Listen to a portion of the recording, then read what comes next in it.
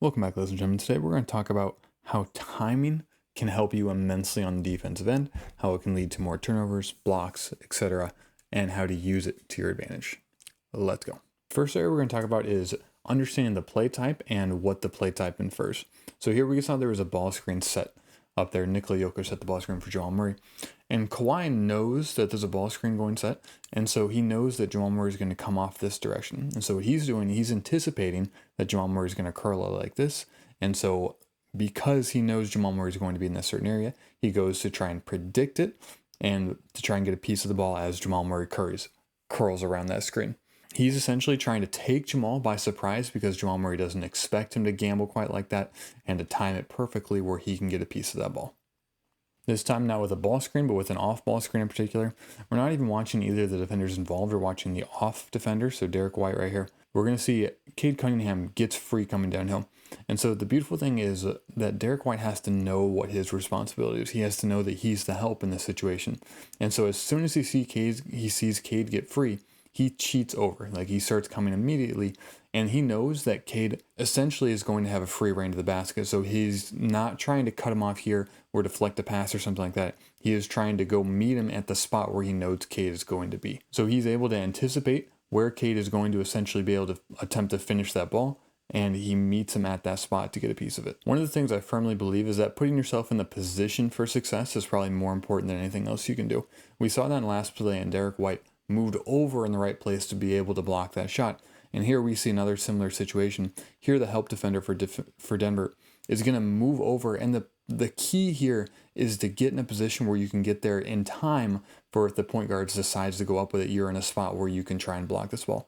I think maybe Cole Anthony's trying to shoot, maybe he's trying to pass over here, I don't know. But either way, if you're the defender, you put yourself in a position where you force the offensive player to be in a very difficult situation. So he gets there early and is able to contest with length and athletic ability. And this understanding obviously also translates to transition as well. And LeBron is someone we've obviously seen do this for a huge amount of years. But they're trying to they're trying to defend against this play right here. And so Austin Reeves' goal in this situation is simply just to slow him up and let LeBron kind of catch up. And so LeBron has to gamble on which side he thinks he's going to finish on, how fast he's going to finish. And LeBron's understanding of movement and spacing and how slow and fast the offensive player is going to go allows for him to time this perfectly, because you have to time it exactly or else you won't get a piece of the ball or you'll foul or something like that. But LeBron understands the distance management excellently and gets a piece of that. And like LeBron's right there, a lot of these are unscripted moments where you just kind of have to react and decide what's best in the moment. So here we can see there's 5 seconds left in the clock. This is at the NBA, the Eastern Conference Finals. And so Jason Tatum is going to take this shot. Like with this much time on the shot clock, there's not many other options. And so Bridges does a great job of understanding the situation that Tatum is in and leaves his man, which normally would be like a terrible idea. But because Jason Tatum is unable to see the rest of the court, he's able to gamble and to go try and get either a piece of that ball or block the pass out to where Jason Tatum has no other options. And understanding the timing and the spacing of the situation that they were involved in and the amount of time left on the game clock was beautiful by Bridges right there to be able to go get a piece of that ball. The next area we're going to talk about is using the defender's eyes against them, and TJ McConnell did this very well, maybe best in the league. So here, you're anticipating that this player is going to throw it into the point guard. There's 2 options here, and Chet Holmgren's not going to be the point guard, so obviously you're going to try and target Jalen Williams. And so TJ McConnell does an excellent job of anticipating this and reading it and essentially getting the ball before Jalen Williams is able to attack. And I also like the fact he threw it off of Cason Wallace right there as well. So here, as this ball is coming in, a lot of teams, because they're in such a hurry in transition, they just want to get the ball in and get moving right away, especially OKC. They're very young, very athletic. And so McConnell's going to play off that idea and use it to anticipate where the ball is going to be and go meet it at that spot. And then later in that series, and this is actually probably more a reflection of Alex Caruso made a not great pass here. Now his idea is here, he again wants to get it to Williams so he can go up the court quickly. However, I mean, you gotta know that McConnell's in a spot where he can go up and get that. However, McConnell does a good job of crouching low, so he's not quite in view, and then obviously times it greatly and great hands to catch that ball. Yeah, I think this is more on Caruso, but I mean, that's still a good job by McConnell to go get that ball.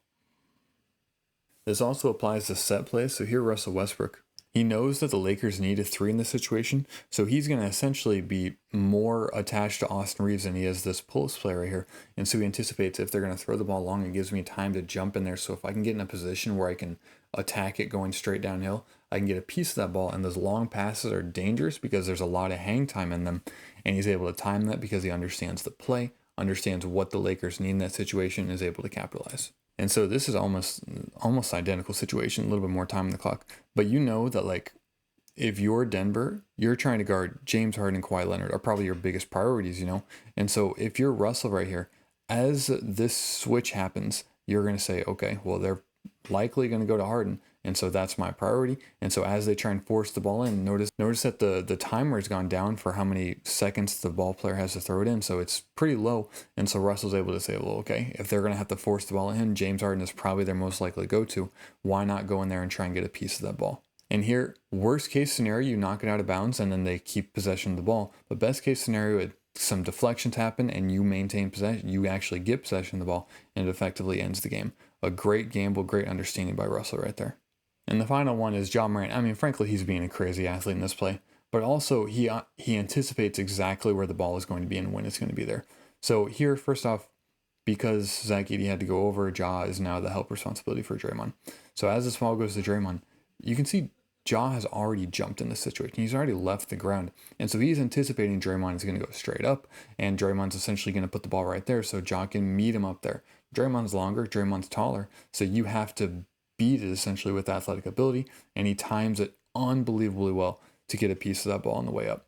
If Draymond had gone to the inside, obviously it wouldn't work. If Draymond had gone on maybe for a dunk, it probably wouldn't have worked. So this timing and this understanding is extremely, extremely impressive.